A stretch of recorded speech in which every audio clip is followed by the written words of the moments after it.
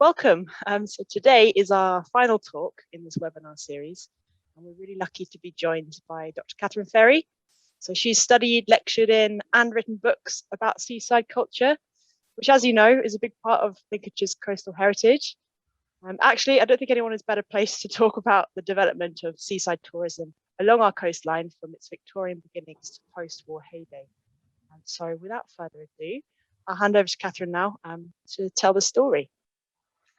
Thank you very much indeed, Tish. Thank you very much for joining me, everyone, on what's supposed to be midsummer's evening, but frankly, where I am, it's pouring with rain and it's dull and it feels like October. So if you've got sunshine, lucky you. But I've got lots of sunshine in my slides, so we'll just make up for the current poor weather by looking at some historic sunshine. So the talk this evening is based on the idea of looking at seaside history through the prism of particular objects. So as you'll see, those objects aren't necessarily things that you would find in a museum. Objects quite a loose term, really. And it's because I wrote a book called Seaside 100, and that was the history of the British seaside in 100 objects. Tonight I've only got 10 objects to go through, so I'm just going to try and squeeze as much seaside history into those 10 objects as possible. I've actually snuck in number 11, I realise here, because obviously the picture postcard is so crucial in telling seaside history. And you can just see here, it offers snapshots and glimpses of different periods, the social norms through the humorous postcards, the landscapes, the costume, you know, lots of sort of ephemeral details that have been overlooked. And I've got quite a lot of postcards to illustrate my talk as well. So you'll see that as we go through. But yeah, that's my kind of sneaky number 11. But I'm going to start with number 1 object, which is the beach hut. And that is a good starting point in a few ways, really. Personally, because it's what brought me to the Lincolnshire coast in the first place in 2002. I had sort of fallen in love with beach huts, and that's not too grand a description of it. It literally sort of, beach huts kind of grabbed me and took me on this journey back in 1998, finding out about their history, but also doing a 2-month tour around the coast in that summer of 2002. And that was really the first time I'd been to the Lincolnshire coast, and I walked along most of it. I travelled by public transport and turned that travel log, the history, into a book about beach huts. And that's kind of what got me started as a seaside historian. So beach huts work for me, but also in the seaside story, they're really important because they are the inheritors of the bathing machines that go right back to the very beginning of seaside history. I was overjoyed to find these particular huts at Mablethorpe and Sutton-on-Sea because they are just such a wonderful design, and there's really nothing else like it, I don't think, around the rest of the coast. They've got these sort of corrugated asbestos, I think it's asbestos roofs, and the concrete construction, they're sort of a bit Chinese pagoda, a bit sort of upended boats in a way. They're very playful, frivolous, really typical of the best kind of seaside architecture. And I believe that the roofs were actually Nissan huts from Second World War airfields to start with, which were then cut in half and sort of upended. So they've got a great story to them as well. All of the research I did for my books and for this journey really took me back to the very beginnings of seaside history, and that goes back to Scarborough in 1626, when a woman discovered a mineral spar in the cliffs there, and that was really the beginning of people coming to the coast. They weren't coming in the first instance for the seawater, they were coming for the mineral water. But obviously there's plenty of sea at Scarborough, and so doctors gradually were coming around to the idea of cold water and sea bathing as the latest medicinal cure. So by the middle of the 18th century, there's the beginning of a kind of resort or seaside tourism, really, at that point. And this is all predicated on the idea of people going into the water for their health. And the bathing machine then, which you can see pictured here, although this is just a rather fun illustration that I chose because it was difficult to find a close-up picture of a bathing machine at Skegness. But the idea is that at the top of the shore, the bather would enter this bathing machine, which is like a beach hut on wheels, as you can see, and it's pulled into the water by a horse. You go in deep enough that you can actually then be dunked under the waves in relative modesty without sort of having to paddle through the shallows, because you don't have bathing costumes in the 18th century, or sort of a very poor excuse for them. So this is the beginning of where bathing machines come. Of course, there are some problems with this postcard in that if bathing machines are designed to sort of keep you relatively modest by the shore, then you're not going to have ladies like this sort of parading themselves and showing off. This is an Edwardian postcard, and it's sort of giving quite a different message, but I thought it was quite a sweet picture from Skegness. The other problem with it is that it's probably German, but nonetheless, it says having a good time at Skegness on it. And actually, rather interestingly, there were bathing machines in use in Skegness up until the 1930s, because there's a book called The Seas and Shores of England, published in 1936 by a man called Edmund Vail, and he described how bathing vans with their horses follow the tide, even at that point when they were relatively old-fashioned. So they were there for quite a long time. After World War II, bathing machines were really consigned to the history books. But before they were, beach huts had made their appearance. And actually, Sutton-on-Sea is one of the earliest places where I could find purpose-built beach huts. And this is an early postcard illustration of them. You can see that it's well before any kind of seawall, and they're just sort of in the dunes, quite higgledy-piggledy, quite informal. So Sutton remained relatively uncrowded even after the railways came to Lincolnshire, to the Lincolnshire coast. And so it was a place that really appealed to wealthier visitors looking to escape the crowds and have a sort of more genteel seaside getaway. And I think there's evidence of there being beach huts at Sutton from about the sort of 1890s turn of the century. And nationally, that's very early, because the bathing machines that tended to be everywhere else didn't really lose their wheels and become static huts until around that sort of 1900 point, when mixed bathing was introduced. That is to say that men and women could bathe together on the beach with relative propriety, which had been disallowed before, when bathing machines had kind of segregated people into male and female areas. So Sutton's quite important in the beach hut story. And obviously we've seen those concrete beach huts, the sort of pagoda type that are post-war. And we take the story really into the 21st century with the competition of the Bathing Beauties beach huts that were erected. The competition was in 2006, and I was one of the judges for that. So I was lucky enough to be able to see all the competition entries. Everybody that took part, the designers and architects, had to submit architectural models, and there were about 230 of these that we had to look through. And these are some of the winners that you'll find on the Lincolnshire coast now, in Mablethorpe and in the dunes at Sutton. And they were part of the beginnings of a kind of regeneration, renaissance of beach huts. So the Lincolnshire coast is really important for that. And it was about sort of publicising the wonderful beaches that you have. So that takes us up to the present, but we now got to go backwards, of course, and to my object number 2, which is the railway station. You can't really over-exaggerate just how important railways were for the growth of seaside towns and villages.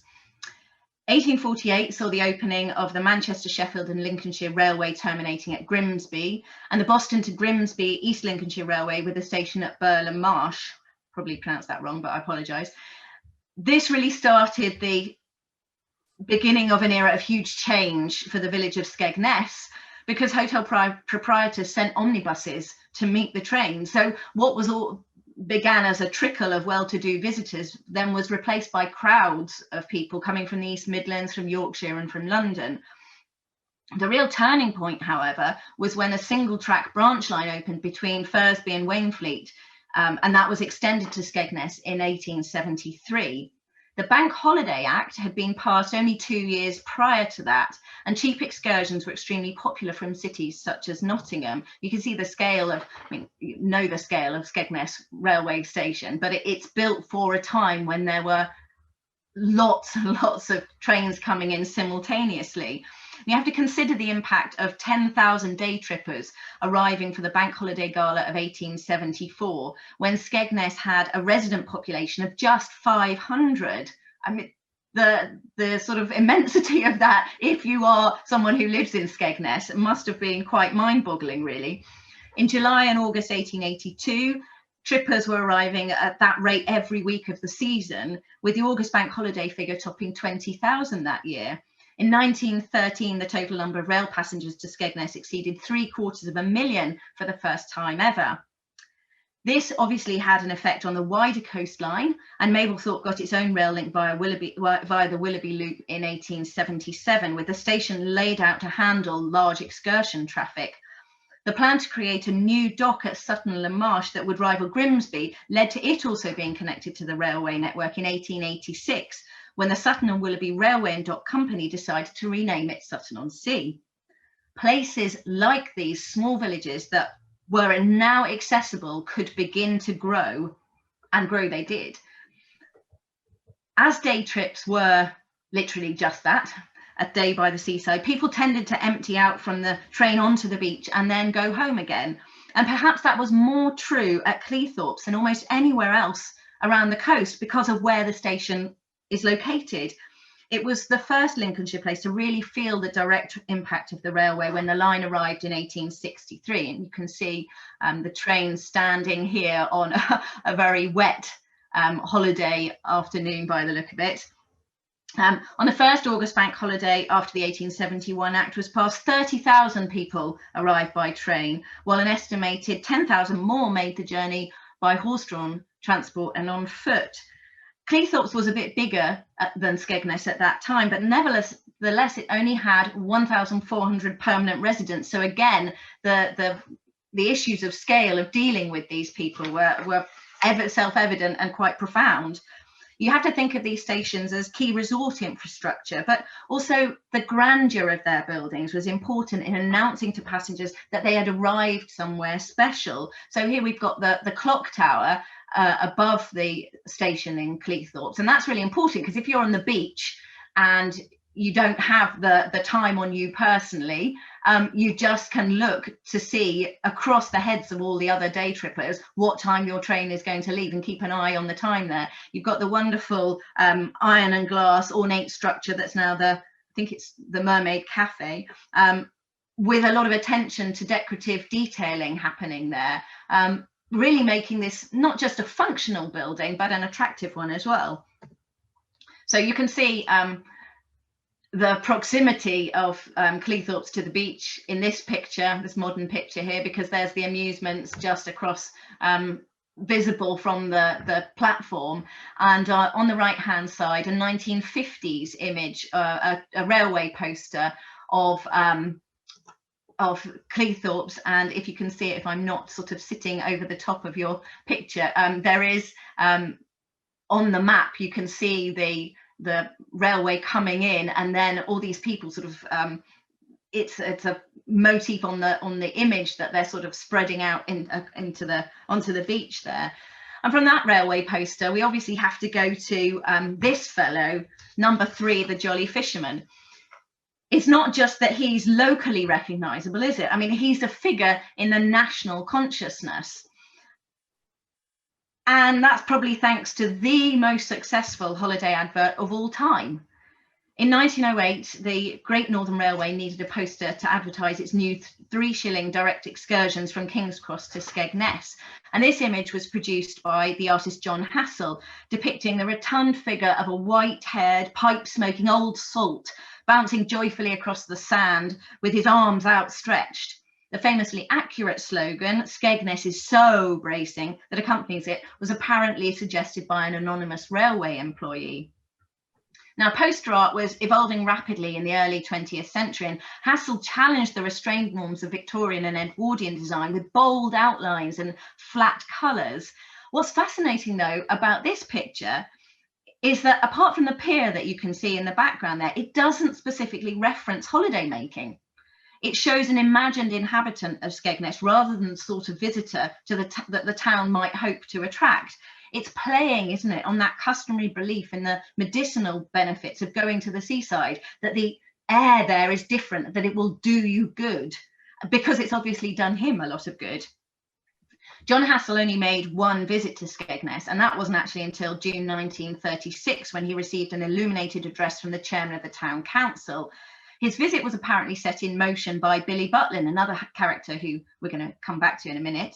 By the 1930s, the Jolly Fisherman, as he'd quickly become known, was so instantly recognisable as a symbol of Skegness that poster artists coming after Hassell were simply asked to redraw and update him. So here on the right, you see a poster of, I think it's 1933, by Frank Newbold. He added the stylised white clouds above the blue sea, and the child in pulling the fisherman along by his red scarf was an important addition, suggesting the family-friendly nature of Skegness, which in the 1930s was something that all resorts were trying to market. Here's some other places that we might find historically, and now the Jolly Fisherman. In the 1960s, he travelled the country as a postmark on cards sent out from Skegness. You can see in the left, that's a picture of the beach chalets at Chapel Point in the top. And the cover of Punch there is from 1988. And it really shows how transferable he is as a cultural icon. His place isn't restricted to Skegness. You know, he's sort of grown beyond that. But of course, in Skegness, he is ubiquitous. And there is the sculpture in the railway station as he heads off with his bucket and spade. Incidentally, there is a new book and exhibition about John Hassell for anyone interested. It's on at the Heath Robinson Gallery in Pinner currently, and a new book has been written by Lucy Gosling. It's on my birthday list, but I haven't read it yet, but might be one of interest. Object number 4 is the pleasure pier. Railways meant more visitors. That meant more demand for attractions and more opportunities to make money. In the Victorian evolution of seaside resorts, a key thing for would-be resorts was to have a pleasure pier. The investment in this kind of structure showed that the place was serious about providing the most up-to-date facilities for holidaymakers.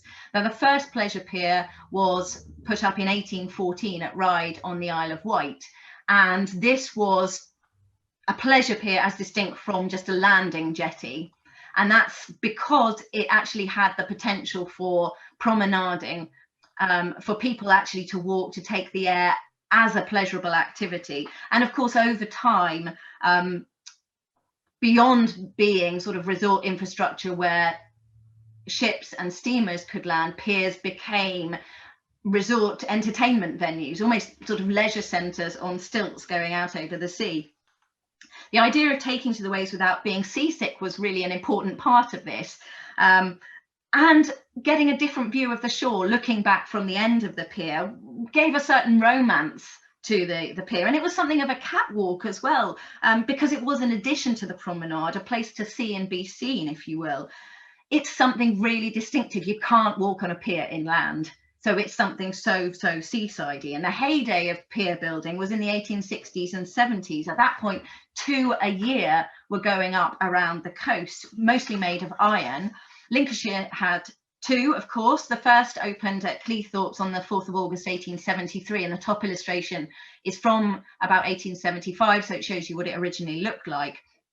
It was 1,200 feet long, and because the tide went out for such a long way, almost a mile, it had to be this length in order to allow boats to dock at the end.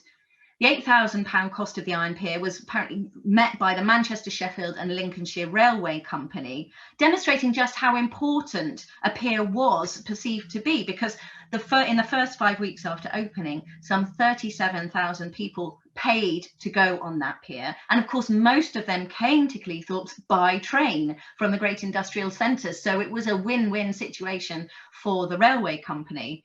But the behaviour of some of these visitors shocked local residents, and they complained about an influx of the great unwashed, including young men dancing together and smoking small black pipes.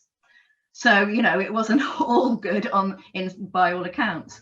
A concert hall was added in 1883, but that first one burnt down in 1903. It's a bit of an occupational hazard with piers, fires and ships crashing into them have always been notoriously significant problems. But a new pier pavilion was created on a side extension in 1905, and you can see that on the bottom.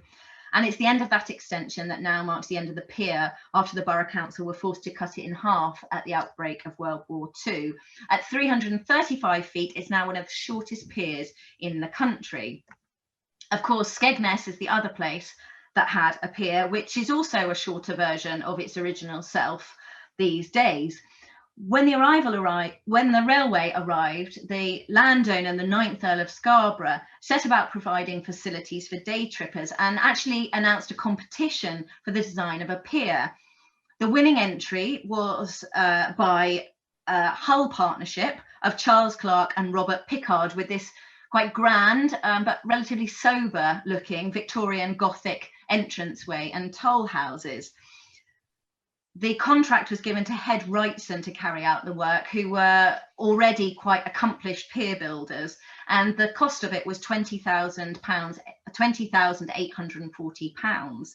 This again needed to be very long to reach deep water, so it was 1,817 foot long when it was completed.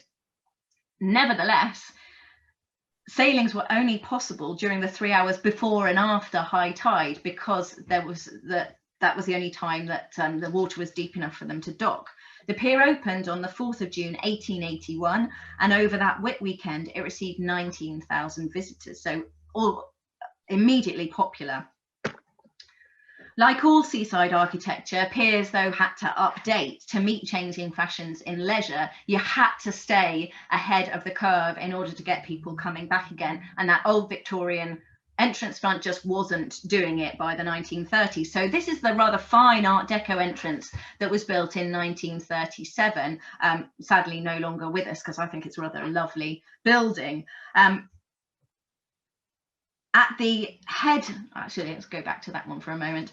At the pier head, there was a 700-seat concert venue, but outside that, there was a high diving board from which professors launched themselves into the water below. Now, this was a name that, for some reason, pier divers and swimming instructors took this sort of academic title in the late 19th century. Professors of natation, they would give swimming lessons and do these acrobatic dives. And then this was a tradition, a sort of entertainment attraction that continued into the 1930s, but the names then changed at that point and became rather more daring, literally. George Daring gave exhibitions at Cleethorpes in the 1920s, and during the 30s, the names to watch at Skegness Pier was Stanley Gorton, who was known as Dreadnought Stanley, and Leslie Gadsby, who you can see here, who was known as Daredevil Leslie. He was actually sort of born into this, can't quite call it a trade, but his father had been a kind of diving professor before him, and you can see him as a young man with all those medals. On the left, you can see the kind of dives that he was famed for, the swan dive, the somersault in a chair. You know, people would pay to see these standing at the end of the pier. And this was something that happened at piers all around the coast. A report in the Lincolnshire Standard and Boston Guardian of August 1939 stated how Daredevil Leslie had added 2 more to the long list of rescues of bathers who'd got into difficulties off the pier head. So not only was he actually giving these demonstrations, but he was acting as a kind of lifeguard before any such thing existed. And he'd saved 2 men on that occasion who came from Derby on a day trip and had got into trouble going too far out into the water. At the outset of the war, Skegness Pier was closed and some of its planking removed for defence purposes. It reopened in 1948, but the storm surge in 1953 really badly damaged it.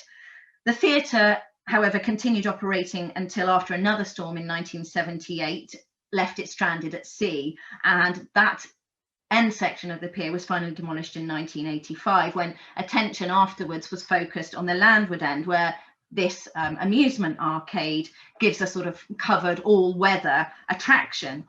Last year, the pier changed hands, so it will be interesting to see what happens now. I know new attractions have already been launched for this summer, and there was talk about rebuilding the pier to something like its original length. And if that happens, that would be, you know, really great for Skegness and for piers in general. There is this sort of move to create more piers around the coast, and they are a key visitor attraction. So interestingly as well, it's the Mellors family that bought the pier, who are the owners of the Fancy Island at Ingermells, and that link between fairgrounds and amusement worlds was quite common in piers around the coast. And that takes us on to the next of my objects, which is an amusement park. I told you you couldn't fit most of these in a museum display. Before seaside outings, ordinary people got their holiday fun courtesy of travelling fairs. As more and more workers quit their hometowns each summer, permanent fairgrounds were established by the sea. Rides really became quite a feature of resorts from the 1880s, quite early really, but in the 1900s they began to be grouped together in amusement parks. And this is sort of when the Blackpool Pleasure Beach is beginning, and that's kind of deemed to be the earliest really. But Thomson's patent gravity switchback railways was first introduced from the US in 1887, and the following year Skegness was one of the earliest resorts to get one of those. It was sort of two railway lines running parallel, and gravity pushed you down the first, you went round the corner, and then you came back again. It was quite a mild, I mean, compared to roller coasters, quite a tame amusement really, but must have been very, very exciting in the 1880s. However, by 1908, it was joined by a proper roller coaster, the figure 8 that you can see here on the sands. And from 1923, more rides were added so that this area of the beach at Skegness became known as Pleasureland. But it wasn't the only place to have kind of amusements. This was much smaller scale in the sandhills at Mablethorpe, but you can see the swing boats there. And you can also see the gypsy wagon of the people who were bringing those to the coast for the amusement of visitors. And this is clearly pre-World War I.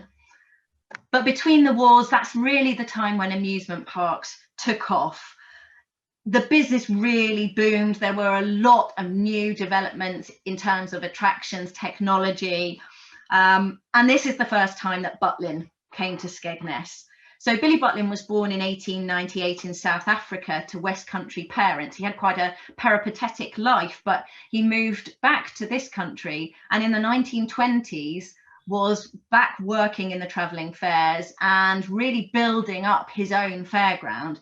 But he saw the direction of travel, that people were going to the coast instead of staying at home in the summertime. And so he'd heard stallholders at Olympia, where he ran the amusements in London, talking about the good business in Skegness.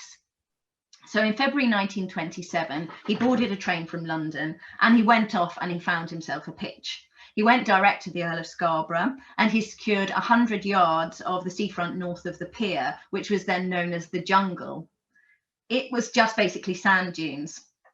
So he needed to clear the space there in order to set up his rides, but with characteristic entrepreneurialism, instead of paying someone to level the land, he actually offered the sand at 5 shillings a lorry load, and builders from all over the county paid him to take it away. And that's kind of typical Billy Butlin, really. He started out that summer with 4 hooplas, a helter-skelter, a haunted house, and an electric car ride. And then the following year, 1928, introduced more rides and also set up a second seafront amusement park at Mablethorpe, which he got his mum to run. She was sort of his business manager, really, at that time. When the council declared that it wanted to run a kind of civic Skegness amusement park, Billy stepped in and offered to run it for them and give them a very good share of the profits. And that was a 5-acre site next to the new bathing pool, and that opened in 1929. He had a lot more space now to open thrilling new rides, which he got from America and from Europe. And you can see on here, down in the bottom right, this is an aerial view of the park. So you can see the bathing pool and the big roller coaster here. And this whole area was the amusement park. And it also had a zoo there. It had lions. You can see there's a zebra in the front there. And you can also see on the left how Billy Butlin is in a Dodgem car there with a lion. He decided that he would lend his hand at lion taming, just because he always wanted to try everything out. When the Wall of Death came to his other amusement park, he tried it out first. That was the kind of man that he was. By the time, by 1930, he was employing 100 people over the summer season in his parks at Skegness. So he was really a big employer and pretty influential in that by that point as well. And he'd only been in Skegness for 3 years, really. So he was a fast mover and he worked his business really hard. From Skegness, he then created a chain of amusement parks around the coast. And that gave him the capital to launch his famous holiday camp. So that takes us on to object number 6, and it's the Butlins badge, standing for the holiday camps themselves. Of course, you've got the Jolly Fisherman appearing on the badges very early on as a symbol of Skegness. But also I put in a badge with a chalet on, because the chalets were such a crucial part of the holiday camp offering, because what they was privacy. There's a lot of sort of idea, and there was at the time in the press, and this kind of snobbery about this kind of communal holiday camp life, that you never had any time to yourself. But actually the reverse was true in a way, because you had a chalet with a key that you could lock, and when you wanted to, you could just close yourself away. You didn't have to leave when the boarding house landlady told you to after breakfast, lunch and dinner. You could go back to your chalet at any time you liked. And so there was this sense of kind of new freedom in the holiday camp idea. Billy Butlin had really been thinking about the idea of having a holiday camp since, well, the 1920s actually. And it was in 1935 that he set his plans in motion. The language used to describe the first camp of Skegness is very interesting, because he's promoting a vision via the Skegness News that was claimed to be an ultra-modern development, the cleanest, healthiest, happiest and most modern camp in the British Isles. Its layout would be reminiscent of a modern aerodrome, that most glamorous of interwar travel locations, combined with a more homely sounding yet equally aspirational miniature garden suburb. And the two elements there can be seen in the public buildings, which are a kind of streamlined, modern, with a bit of Art Deco, and then the chalets, which were known as Elizabethan chalets, which were kind of suburban mock Tudor style. And that was a very, very conscious decision, design decision on Billy Butlin's part. But he was very clear about wanting to offer affordable luxury to his holiday makers. So it had to be in a package of modern design, all-inclusive facilities. You paid one price and you didn't have to pay any more when you arrived. Activities when you got there were free to take part in, and you had, as I said, these individual chalets for relaxation. You can see the tennis courts there, you can see the boating lake just on the way to the beach there, the open air pool. Everything is laid on for the holiday maker on one site. And that was really the key thing. It was so successful that by 1938, he was forced to turn down 75% of all applications for a holiday there, because there just wasn't enough space. By the outbreak of war in 1939, the Skegness site could accommodate 4,500 people at one time, and still it was oversubscribed. Just want to show you these pictures of a couple of the interior spaces, the American cocktail bar and the Gloucester lounge, to give you a sense of the sort of this affordable luxury idea that when you were on holiday at Butlins, you felt like you were really going somewhere, almost sort of in movie land. He really cultivated that cinema kind of idea. One of the visitors from London who arrived the first opening weekend in April 1936 was asked if he'd been to any other camps. And he said, oh yes, several on the south coast, but they're crude Stone Age affairs compared with this one. I guess Mr. Butlin will soon have to think of extending, and extending he did, but it was from this base in Skegness. And of course, as in everything relating to the seaside, innovation, novelty was absolutely key. So through the decades, as more and more chalets were built, I think it's up to a maximum of 9,000 accommodation at Skegness. New attractions had to be added every year, because you wanted to get the same holiday makers coming back and seeing what was new. So you have, these are all from the 1960s. You've got the children's playroom, there's a creche, children are taken care of. There's the fun fair for the older children under the aegis of they can be left with the redcoats and go and play. The monorail, which was the first of its kind in this country, and the chairlift there, which many Butlins got from the late 50s and early 1960s. Of course, there were bumpier times to come in the 1980s when some of the Butlins camps were closed. At its peak in 1966, Butlins had 9 holiday camps around the UK and Ireland. That's now 3, but of course there was no idea, no sense that Skegness would be one of those to close because it was so crucial as the first one. I'm going back to the 1930s now. I'm sorry, I'm rattling through. I realise I've snuck in so many other objects in my key objects that there's a lot to get through. But number 7 is my walking photo. Holidaymakers wanted to capture evidence of their time by the sea, but camera ownership was still relatively unusual in the 1930s. So this left a big space for commercial operators. Beach photographers had first set up their stands in the 19th century, but more portable equipment meant by the 1920s they could massively expand their business. In a walking photo, the photographer is therefore walking around the resort looking for customers. But they too, the customers, are often captured in the act of walking, whether along the prom or up and down the pier, as you can see in this photograph. And I picked this photograph to illustrate it because of the lovely detail that we've got here. So we know that it was taken at Skegness in 1946. At the bottom of the photograph is a number and also the name of Rates, which is the business that the photographers that actually took this. The number is all important because when your photograph is taken, the photographer will give you a little slip with the number of the photo so that you can later find it after it's been developed. You can find it and get your own copy to purchase, which might be in one of these little wallets here.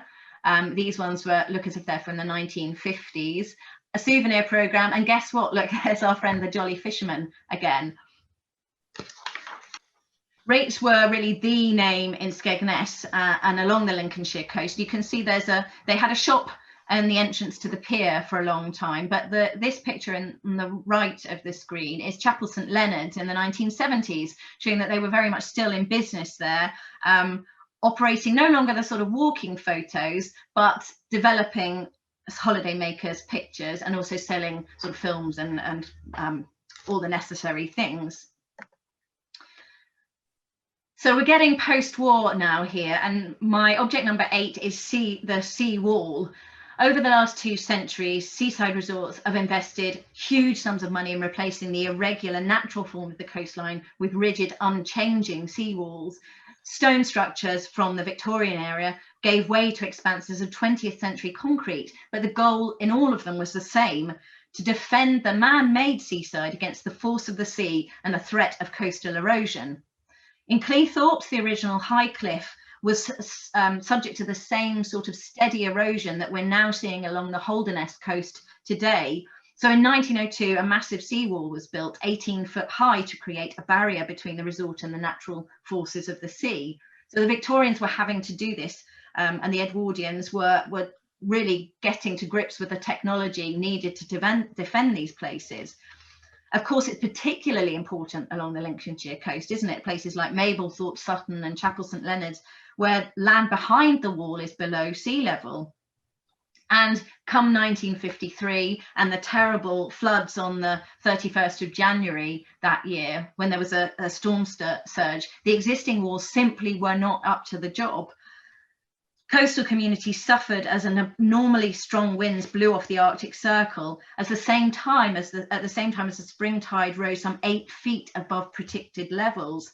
In 1953, there was no warning system in place to alert residents of the coming storm. You couldn't switch on the television news and hear the weather forecast and see what was coming. And it had a particularly devastating effect on communities with large numbers of insubstantial holiday bungalows built on low-lying marshland.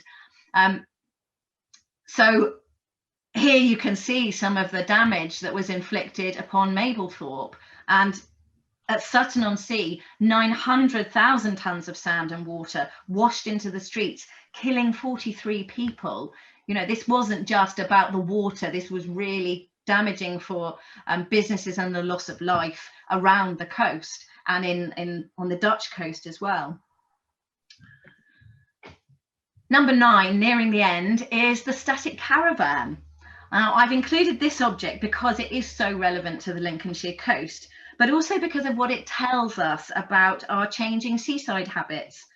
The holiday camp challenged the reign of the seaside landlady, like I said, in her old-fashioned boarding house, but the caravan provided greater freedom still. Victorian caravanners came to be known as gentlemen gypsies, sort of playing at a life on the road for their leisure activity. Between the wars, as cars became more affordable, caravans really came into their own. Skegness got its first tenting caravan parks in the 1920s, which is really quite early. By the mid-30s, there were about 3,500 caravans in use across the country. After the war, the upward trend really accelerated, and the new prospect of static caravans that you didn't need to pull along, but that could be waiting for you at your destination as an affordable second home, really, began to open up. Now, static caravans have become a massive sector of resort accommodation in places like Lincolnshire. And this is an aerial view from Google Maps of Chapel St Leonard's. You can see just how prevalent they are, this sort of patchwork really of these dots of the caravans there. It's just so clear how they've overtaken stretches of the coast.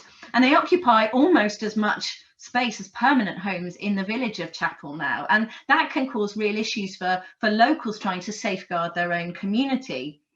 As an architectural historian championing the best of seaside architecture, I do find it quite hard to love these caravans, but the impact of permanent brick structures on this fragile coastline would be so much greater. And so, you know, they do have the merit of being essentially removable at some point. This 1970s image of Sea Lane at Ingermell shows the different sort of resort that these caravan parks have created as well, because unlike in a traditional seaside resort where there's lots of layers of different building types and history, these are very modern and very low lying in their form, and they have a sort of informality really, and perhaps that's what appeals to the people who choose them. End of the day, there is no denying that they're part of the modern seaside story. So finally, number 10, probably the least likely object to stay in any kind of museum display, unless it was stuffed, I suppose. The wide, flat beaches of Lincolnshire are just perfect for donkey rides. So I'm going to end with my donkey as an object, because it's a continuation of a key seaside tradition from the past into the present day. Horses were a common sight on Georgian beaches, whether ridden for pleasure or working among the bathing machines. Yet as early as 1773, donkey races were recorded at Teignmouth in Devon. 2 decades later, Margate visitors could put a bet on the donkeys being raced there. And in 1805, cartoonists captured the latest novelty of Brighton, depicting ladies in Jane Austen-style gowns donkey trotting on the cliffs. So this is very much a tradition that goes back to the early days of the seaside. And if you have the wonderful kind of sandy beaches that you have all along the Lincolnshire coast, this is absolutely the perfect territory for creating donkey rides as attractions.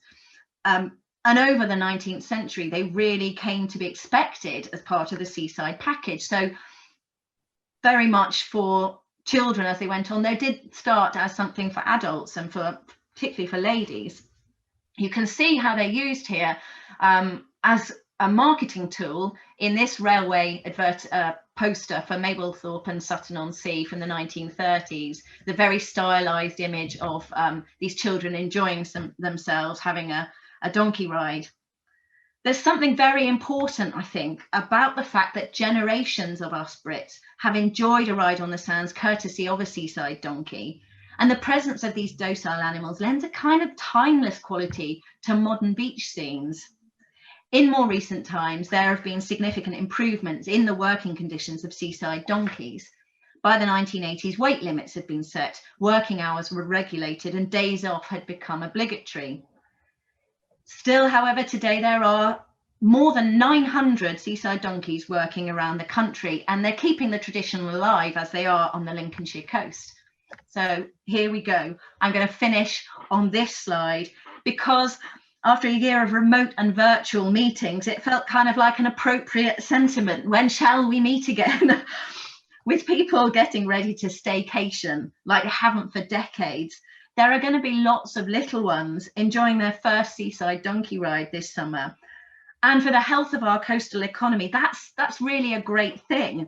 If we can tie that to a broader consciousness of the natural wonders that we have and that we need to take care of, then I think we'll be making real progress to ensure that our seaside traditions can continue for generations to come. Thank you very much. Thank you so much, Kathryn. That was wonderful. What an amazing collection of images and postcards, and it's been a real insight into the history. So thank you so much. We've got a few questions. The first is from Michael, who asks, when did seaside confectionery such as rock first appear? So rock's one of the objects in my Seaside 100 book, and it kind of came in from about the 1870s, 1880s. Both Blackpool and Morecambe claim that they were first. There's a lot of kind of rivalry about that, but what's clear is that it took off quite rapidly and other places were selling it. The rock itself, the sweet element of it had already been, you know, in production, but it was that essential element, wasn't it, of putting the name through the centre that was what made it that sort of key seaside souvenir product, and that was in the late Victorian period. I see. We've just got a lot, several more comments, just people saying thank you very much, really great talk, and I really enjoyed it. Thank you. Thank you. So what I'm going to do now is I'm going to pop some information in the chat. That's a link to Lincolnshire Wildlife Trust. So they're one of the key organisations working to protect nature and wildlife across Lincolnshire, including along the Lincolnshire coast. And the Dynamic Dunescapes project, which is the project I'm working for. And the aim is to protect sand dunes because they've become the most threatened habitat in Europe, but also enable access and help people like begin to learn about and appreciate how valuable our sand dunes are for enjoyment and also for protecting nature and for the very rare species that we have that live there. So the Dunescapes project, funded by the National Lottery Heritage Fund and the EU Life Program. So it's thanks to them that we could do this talk. But yeah, also I'll be sending around a short survey to everyone who's attended today, just to get some feedback, and I'd be really grateful if you could spare just a couple of minutes to provide some feedback about the webinar, so that I can tailor opportunities for the future. And hopefully we can inspire more people about our amazing coastline. So thanks everyone for joining us, and enjoy the rest of your evening. Thank you very much. Thank you. Bye. Thank you. Bye-bye.